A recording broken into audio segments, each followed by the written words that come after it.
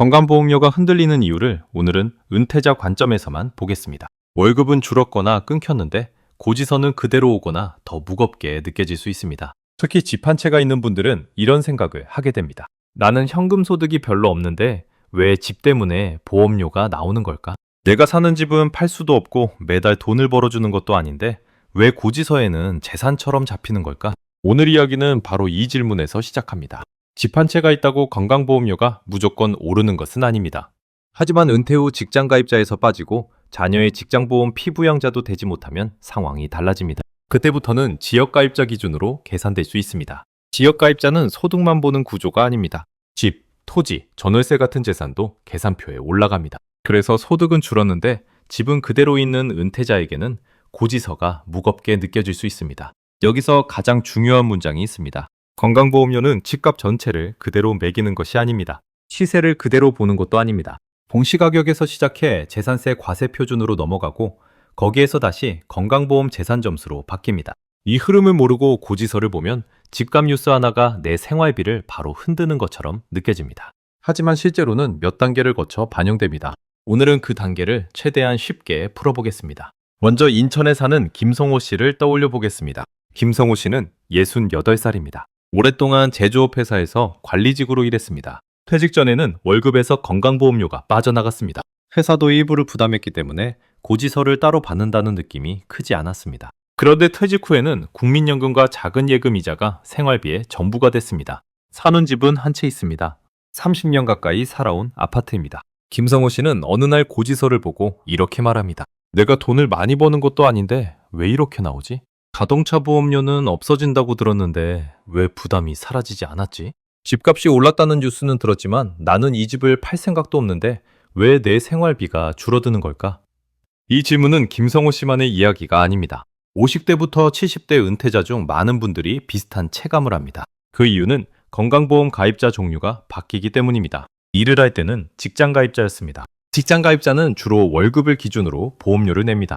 물론 제도는 더 복잡하지만 생활 체감은 단순합니다. 월급에서 빠져나간다. 회사가 함께 부담한다. 이렇게 느낍니다. 하지만 은퇴 후 지역가입자가 되면 계산 방식이 달라집니다. 소득보험료와 재산보험료가 함께 봐야 할 항목이 됩니다. 2026년 기준 건강보험료율은 7.19%입니다. 지역가입자의 소득보험료는 소득월액에 이 보험료율을 곱해 계산됩니다. 그런데 여기서 끝나지 않습니다. 재산이 있으면 재산보험료도 봅니다. 재산보험료는 재산점수에 2026년 기준 점수당금의 211.5원을 곱하는 방식입니다. 그리고 건강보험료에 장기요양보험료도 붙습니다. 그래서 고지서 한 장에는 여러 계산이 겹쳐 있습니다. 다만 이 숫자를 보고 바로 겁먹을 필요는 없습니다. 집값 전체의 7.19%를 곱하는 것이 아닙니다. 집 한 채 시세가 얼마라고 해서 그 돈에 바로 보험료가 붙는 것도 아닙니다. 건강보험에서 재산을 볼 때는 재산세 과세 표준 금액이 출발점입니다. 주택의 경우 공시가격이 있고 그 공시가격을 바탕으로 재산세 과세 표준이 만들어집니다. 그 다음 건강보험 재산 산정에서 기본공제 등을 뺀 뒤 점수표로 넘어갑니다. 쉽게 비유하면 이렇습니다. 내 집이라는 커다란 돌덩이가 있습니다. 건강보험료가 그 돌덩이를 통째로 들어올리는 것은 아닙니다. 먼저 공시가격이라는 자로 한 번 잽니다. 그 다음 재산세 과세 표준이라는 바구니에 담습니다. 그리고 건강보험 계산표에서는 기본공제라는 채를 한 번 통과시킵니다. 채를 통과하고 남은 무게가 있으면 그 무게가 재산점수로 바뀝니다. 이 재산점수가 보험료에 영향을 주는 것입니다. 2024년 개편으로 중요한 변화가 있었습니다. 지역가입자 재산 기본공제가 1억 원으로 확대됐습니다. 예전보다 재산보험료 부담을 덜어주기 위한 조치였습니다. 자동차에 건강보험료를 매기던 구조도 폐지됐습니다. 그래서 예전처럼 차 한 대 때문에 건강보험료가 붙는다는 말은 이제 현재 기준으로 맞지 않습니다. 그런데도 고지서 부담이 남는 분들이 있습니다. 그 이유는 자동차가 빠져도 집 같은 재산과 소득 항목은 여전히 계산표에 남기 때문입니다. 여기서 많은 분들이 헷갈리는 지점이 있습니다. 공시가격이 오른다고 무조건 보험료가 같은 폭으로 오르는 것은 아닙니다. 하지만 공시가격이 오르면 재산세 과세 표준이 움직일 수 있습니다. 재산세 과세 표준이 움직이면 건강보험 재산점수에 영향을 줄 가능성이 있습니다. 2026년 공동주택 공시가격은 지역에 따라 상승 부담이 크게 느껴질 수 있습니다. 그래서 은퇴자 입장에서는 집값이 올랐다는 뉴스가 기쁜 소식만은 아닐 수 있습니다. 살지 않는 집의 가격 상승이 생활비, 고정비 부담으로 느껴질 수 있기 때문입니다. 서울에 사는 박영숙 씨를 보겠습니다. 박영숙 씨는 63살입니다. 남편과 함께 작은 아파트 한 채에 삽니다. 남편은 이미 퇴직했고 박영숙 씨도 일을 줄였습니다. 두 사람은 집값이 올랐다는 말을 들으면 처음에는 기분이 나쁘지 않았습니다. 우리 집도 그만큼 가치가 있구나 싶었습니다. 그런데 막상 생활은 달라지지 않았습니다. 장 보는 돈은 더 들고 병원비도 들고 공과금도 쉽게 줄지 않았습니다. 이 상황에서 건강보험료 고지서까지 부담되면 집값 상승은 종이 위의 숫자처럼 느껴집니다. 은퇴자에게 집은 투자 상품이기 전에 생활 공간입니다. 비가 오면 들어가 쉴 곳이고 병원에 다녀온 뒤 누워야 할 곳입니다. 자녀가 찾아오면 밥을 차려주는 곳입니다. 그런데 제도는 생활의 사정을 모두 감정으로 보지 않습니다. 계산표에 들어갈 수 있는 항목은 숫자로 봅니다. 공시가격, 과세표준, 소득자료, 세대 구성, 피부양자 자격 이렇게 숫자와 자격으로 바뀝니다. 그래서 시청자 입장에서는 차갑게 느껴질 수 있습니다. 하지만 차갑게 느껴지는 제도일수록 순서를 알아야 합니다. 첫째, 내가 직장 가입자인지 지역 가입자인지 봐야 합니다. 둘째, 피부양자 자격이 유지되는지 봐야 합니다. 셋째, 지역 가입자라면 소득과 재산이 각각 어떻게 잡히는지 봐야 합니다. 넷째, 집이 있다면 공시가격과 재산세, 과세 표준을 확인해야 합니다. 다섯째, 대출이 있다면 주택금융부채 공제 대상인지 봐야 합니다. 이 5가지를 모르면 고지서는 그저 불안한 종이로 보입니다. 그럼 자가 1주택부터 보겠습니다. 내가 살고 있는 집 한 채만 있는 경우입니다. 이 경우에도 지역가입자라면 주택재산이 산정 대상에 들어갈 수 있습니다. 하지만 여기서 다시 강조합니다. 시세 전체가 그대로 들어가는 것은 아닙니다. 공시가격과 과세표준을 거치고 재산 기본공제도 적용됩니다. 따라서 과표가 낮거나 공제 뒤 남는 금액이 적으면 재산보험료 부담이 크지 않을 수 있습니다. 반대로 공시가격이 높고 과표가 남으면 소득이 많지 않아도 재산 점수가 생길 수 있습니다. 여기서 은퇴자들이 꼭 기억할 말이 있습니다. 내 집이 비싸 보인다는 것과 내가 매달 쓸 돈이 많다는 것은 전혀 다른 이야기입니다. 건강보험료 고지서가 부담되는 이유는 바로 이 차이에서 나옵니다. 집은 있는데 현금은 부족합니다. 자산은 있는데 월소득은 줄었습니다. 가치가 오른 집은 팔기 전까지는 생활비가 아닙니다. 하지만 제도상 재산으로 잡힐 수 있습니다. 그래서 은퇴자는 자산과 현금 흐름을 분리해서 봐야 합니다. 두 번째는 대출 있는 집입니다. 많은 분들이 이렇게 말씀하십니다. 이 집은 사실 은행집이나 마찬가지인데 왜 재산으로 봅니까? 이 말은 생활 감각으로는 맞습니다. 대출 이자를 내고 있고 원금도 갚아야 합니다. 하지만 제도상으로는 대출이 있다고 해서 자동으로 재산이 사라지지 않습니다. 다만 일정 요건을 충족한 주택담보대출은 주택금융부채 공제로 재산점수에서 일부를 줄일 수 있습니다. 이것이 매우 중요합니다. 요건을 맞춘 1세대 1주택 구입 목적 대출은 대출 잔액의 일부가 공제될 수 있습니다. 공제에는 비율과 상한이 있습니다. 또 자동으로 알아서 빠지는 구조가 아닐 수 있습니다. 신청과 자료 확인이 필요합니다. 대출이 있으면 무조건 줄어든다. 이 말은 위험합니다. 반대로 대출은 아무 소용없다. 이 말도 정확하지 않습니다. 정답은 이렇습니다. 대출의 목적, 주택 기준, 대출 시기, 세대 요건, 신청 여부를 확인해야 합니다. 부산에 사는 이만수 씨를 예로 들어보겠습니다. 이만수 씨는 72살입니다. 젊을 때 택시 일을 오래 했고 지금은 국민연금과 자녀가 보내주는 생활비 일부로 지냅니다. 집은 한 채 있지만 대출이 남아 있습니다. 이만수 씨는 고지서를 보고 화가 났습니다. 내가 빚이 있는데 왜 재산이 많다고 보는가? 그런데 상담을 받아보니 주택금융 부채 공제 대상 여부를 확인해야 한다는 말을 들었습니다. 그때 이만수 씨에게 필요한 것은 분노보다 자료 확인이었습니다. 세 번째는 전세를 준 집입니다. 4명의 집을 다른 사람에게 전세로 주고 나는 다른 곳에 살 수도 있습니다. 이 경우에도 그 집이 내 재산이라는 사실은 사라지지 않습니다. 다만 보증금 관계, 실제 거주 상황, 다른 주택 보유 여부, 세대 구성에 따라 판단이 복잡해질 수 있습니다. 전세를 줬으니 무조건 보험료가 줄어든다. 또는 전세 보증금이 있으니 무조건 소득처럼 잡힌다. 이렇게 단정하면 안 됩니다. 전세를 준 집은 재산과 세대, 임대 관계를 함께 확인해야 합니다. 네 번째는 월세 수입이 있는 집입니다. 이 경우에는 더 조심해야 합니다. 월세는 생활비에 도움이 됩니다. 은퇴 후 매달 들어오는 작은 월세는 심리적으로 큰 버팀목이 됩니다. 하지만 월세 수입은 종합소득세, 건강보험 소득반영, 피부양자 자격과 연결될 수 있습니다. 국내 기준 시가 12억 원 이하 2주택의 월세가 종합소득세상 비과세인 경우도 있지만 고가주택, 해외주택, 다주택, 사업자 등록 여부에 따라 달라집니다. 세금과 건강보험은 이어지지만 완전히 같은 제도는 아닙니다. 그래서 월세 수입이 있는 분들은 3가지를 나눠봐야 합니다. 첫째, 세금 신고에서 어떻게 보는가? 둘째, 건강보험 소득 자료에는 어떻게 반영되는가? 셋째, 피부양자 자격에는 어떤 영향을 주는가? 이 세 가지는 비슷해 보이지만 판단 기준이 다를 수 있습니다. 특히 자녀 직장보험 피부양자로 들어가려는 분이라면 월세가 작아 보여도 가볍게 넘기면 안 됩니다. 피부양자 탈락은 매달 고정비를 바꾸는 일입니다. 다섯 번째는 배우자 명의 집입니다. 남편 명의 집인데 아내 건강보험료에는 상관없겠지? 아내 명의 집인데 남편 피부양자 자격에는 상관없겠지? 이렇게 생각하기 쉽습니다. 하지만 완전히 무관하다고 단정할 수 없습니다. 지역가입자 산정은 세대 단위 요소가 있고 피부양자 자격은 부양관계와 소득, 재산 요건을 함께 봅니다. 부부가 같은 세대인지, 누가 직장가입자인지, 누가 피부양자인지, 소득이 누구에게 귀속되는지 확인해야 합니다. 이제 중반에 핵심 데이터를 보겠습니다.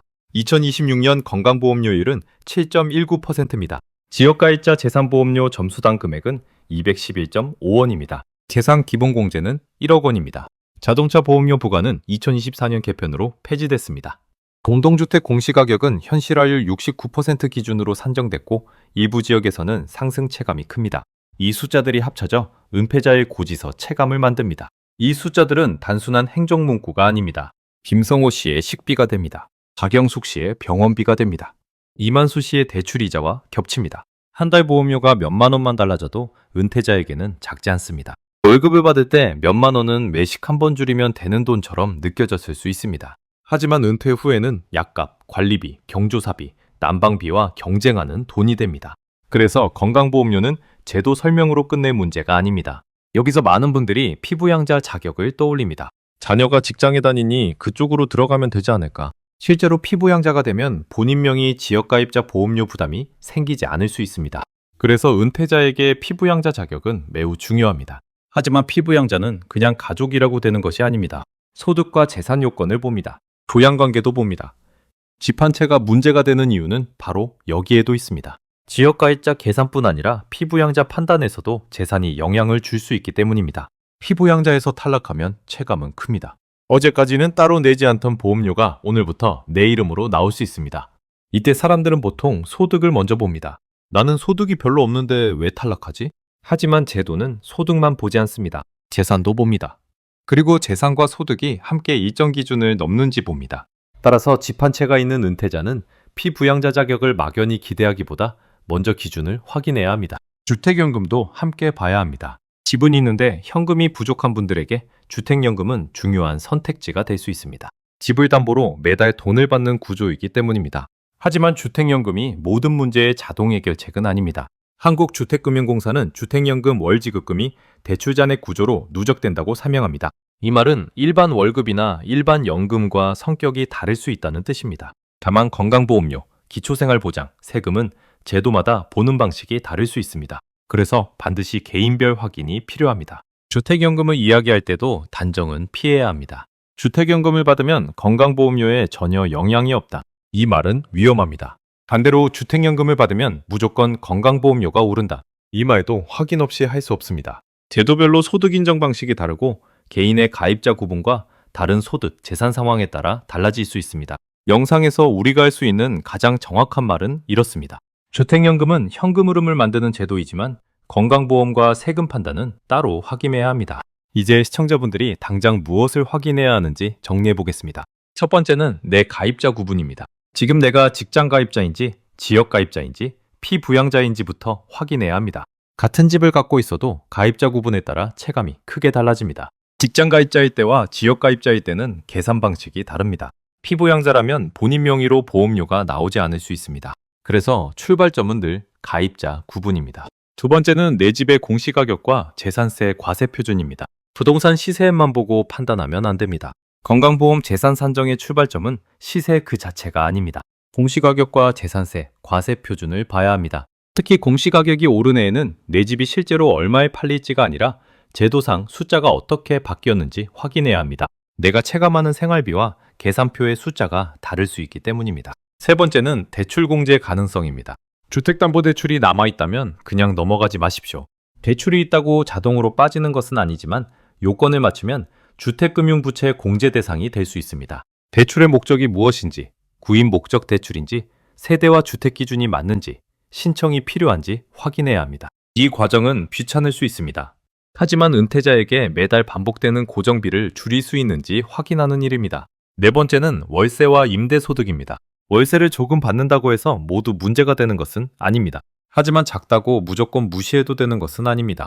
종합소득세 신고 여부, 건강보험 소득 반영, 피부양자 자격을 함께 봐야 합니다. 특히 부부가 함께 은퇴했거나 자녀 피부양자를 생각하는 분들은 월세 한 줄이 자격 판단에 영향을 줄 수 있습니다. 세무 기준과 건강보험 기준이 서로 맞물리는 지점을 확인해야 합니다. 다섯 번째는 세대 구성입니다. 부부가 같은 세대인지, 자녀와 주민등록이 어떻게 되어 있는지, 실제 부양관계가 어떻게 되는지에 따라 달라질 수 있습니다. 배우자 명의 집이라고 안심하거나 내 명의가 아니니 무관하다고 생각하면 안 됩니다. 건강보험은 개인 한 명의 통장만 보는 제도가 아닙니다. 세대와 부양관계를 함께 봅니다. 따라서 명의, 거주, 소득 기소, 부양관계를 분리해 확인해야 합니다. 여기서 한 가지 더 짚어야 할 것이 있습니다. 많은 분들이 건강보험료를 세금처럼만 생각합니다. 그래서 재산세를 내는데 왜 또 건강보험료에서 재산을 보느냐고 느낍니다. 생활감각으로는 충분히 답답한 질문입니다. 재산세는 집을 보유했기 때문에 내는 세금이고 건강보험료는 의료보장제도의 재원을 나누는 보험료입니다. 제도 목적은 다르지만 지역가입자 계산에서는 재산세 과세 표준이 중요한 기준으로 연결됩니다. 그래서 같은 집이 여러 제도에서 반복해서 보이는 것처럼 느껴지는 것입니다. 이때 필요한 태도는 두 가지입니다.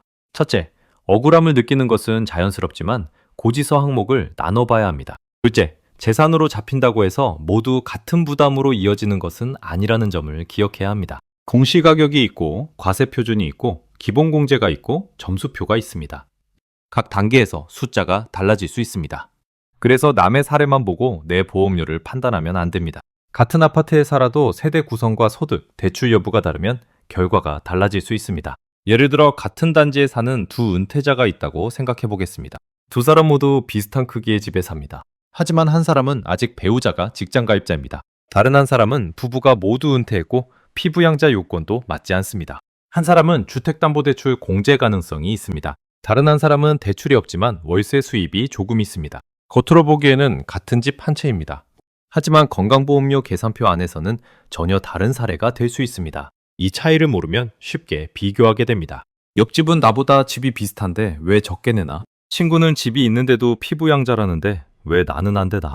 형제는 월세를 받는데 괜찮다는데 왜 나는 걱정해야 하나? 이런 비교는 마음만 상하게 할 수 있습니다. 비교해야 할 것은 남의 고지서가 아닙니다. 내 가입자 구분, 내 소득자료, 내 재산과표, 내 세대 기준입니다.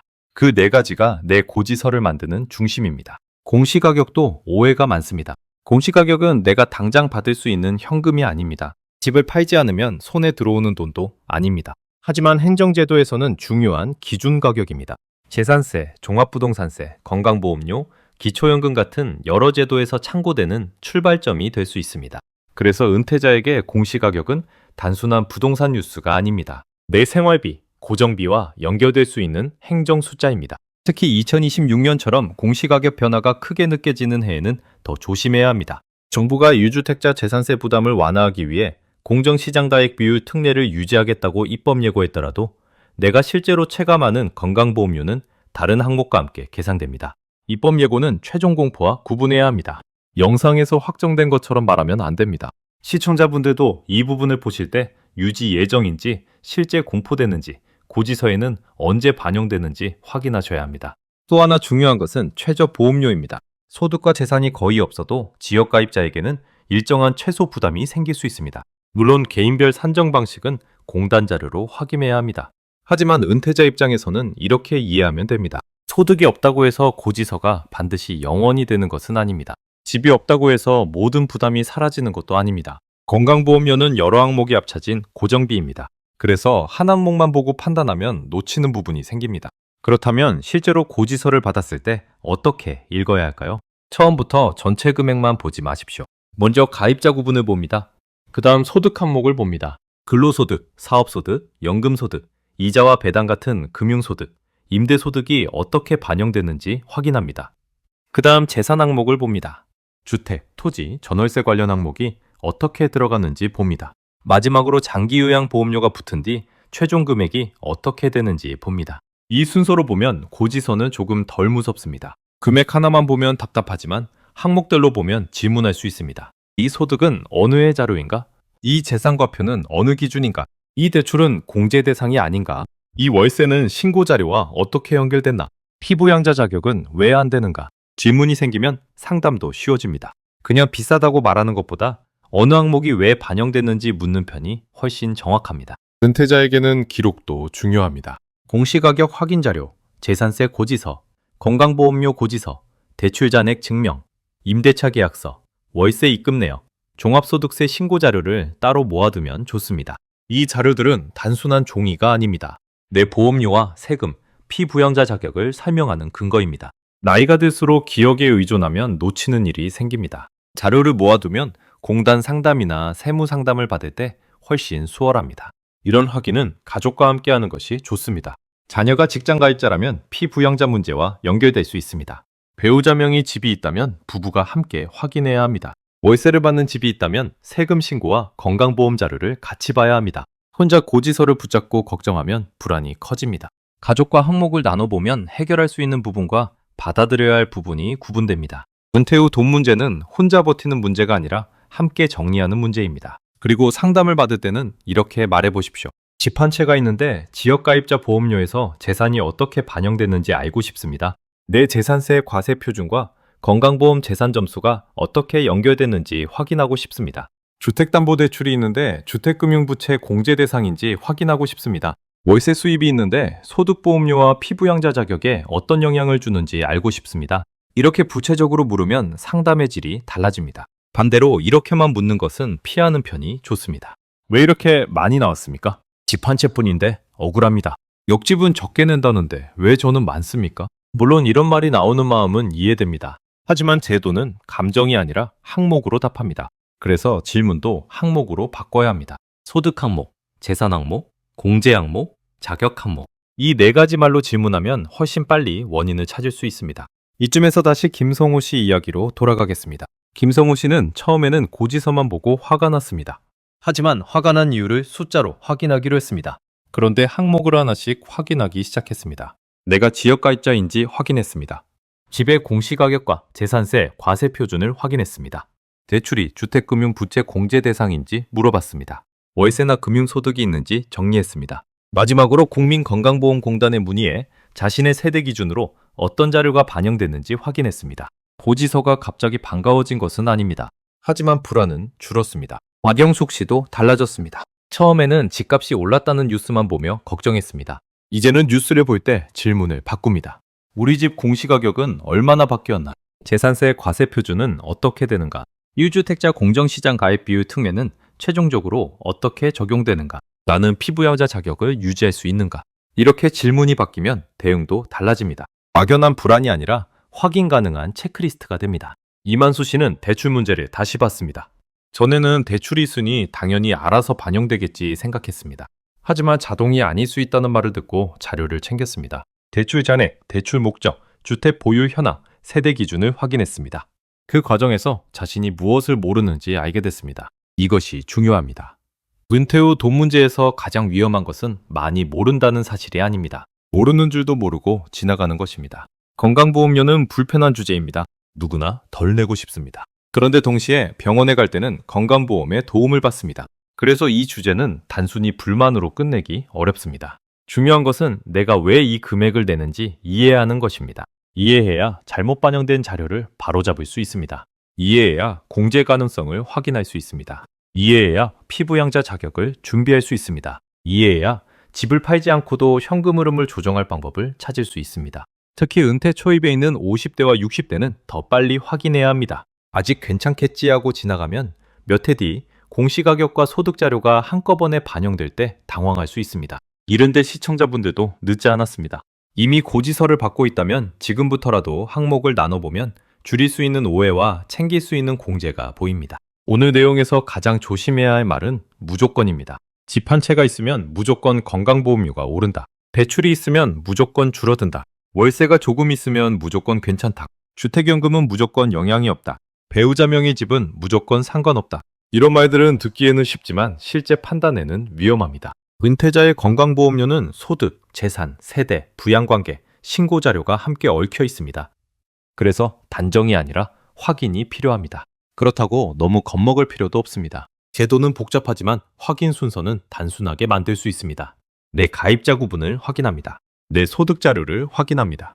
내 주택 공시가격과 재산세 과세 표준을 확인합니다. 계산 기본 공제 뒤에도 과표가 남는지 봅니다. 대출이 있다면 공제 대상인지 확인합니다. 월세나 임대 소득이 있다면 세금과 피부양자 기준을 함께 확인합니다. 마지막으로 국민건강보험공단 상담을 통해 실제 반영 자료를 확인합니다. 은퇴 후에는 돈이 들어오는 속도보다 나가는 속도에 더 민감해집니다. 젊을 때는 소득이 다시 들어올 것이라는 기대가 있습니다. 하지만 은퇴 후에는 한 번 커진 고정비가 오래 부담으로 남습니다. 건강보험료는 그 대표적인 고정비입니다. 특히 집 한 채를 가진 분들은 마음이 더 복잡합니다. 집을 팔면 살 곳이 걱정이고 그냥 두면 재산으로 잡히는 것 같고 월세를 받자니 세금과 건강보험이 걱정됩니다. 그래서 지금 필요한 것은 공포가 아니라 순서입니다. 마지막으로 오늘 가장 중요한 한 문장을 정리하겠습니다. 건강보험료는 집 한 채를 그대로 벌주는 제도가 아니라 은퇴 후 가입자 구분과 공시가격, 과세표준, 소득자료가 함께 만드는 고지서입니다. 이 문장을 기억하시면 됩니다. 집이 있다고 무조건 겁먹지 마십시오. 하지만 집이 있으니 아무 영향도 없다고 생각하지도 마십시오. 두 태도 모두 위험합니다. 정확한 태도는 확인하는 것입니다. 오늘 바로 할 일은 세 가지입니다. 첫째, 국민건강보험공단에서 내 가입자 구분과 보험료 산정 내역을 확인하십시오. 둘째, 부동산 공시가격 알림이나 관련 고지 자료로 내 집 공시가격과 재산세 과세 표준을 확인하십시오. 셋째, 대출, 월세, 배우자 명의, 피부양자 자격처럼 내 사례에 해당하는 항목을 따로 적어 상감하십시오. 이 세 가지를 하면 고지서를 볼 때 막막함이 줄어듭니다. 준비한 분들은 이미 이렇게 움직이고 있습니다. 고지서가 오면 금액만 보지 않습니다. 가입자 구분을 봅니다. 소득 자료를 봅니다. 재산 항목을 봅니다. 공제 가능성을 봅니다. 그리고 모르는 항목은 공단이나 세무 전문가에게 확인합니다. 이 과정이 번거롭지만 노후 생활비를 지키는 가장 현실적인 방법입니다. 집 한 채는 은폐자의 짐이 아니라 삶의 기반입니다. 그 기반이 고지서 부담으로만 느껴지지 않도록 오늘부터 계산표를 내 편으로 읽는 연습을 하셔야 합니다. 다음에는 은퇴 후 피부양자 자격이 왜 탈락하는지, 소득과 재산 기준이 실제 생활에서 어떻게 적용되는지 더 구체적인 사례로 이어서 보겠습니다. 오늘 내용이 도움이 되셨다면 내 고지서에서 가장 이해되지 않는 항목을 댓글로 남겨주세요. 비슷한 사례를 모아 다음 영상에서 더 쉽게 풀어보겠습니다.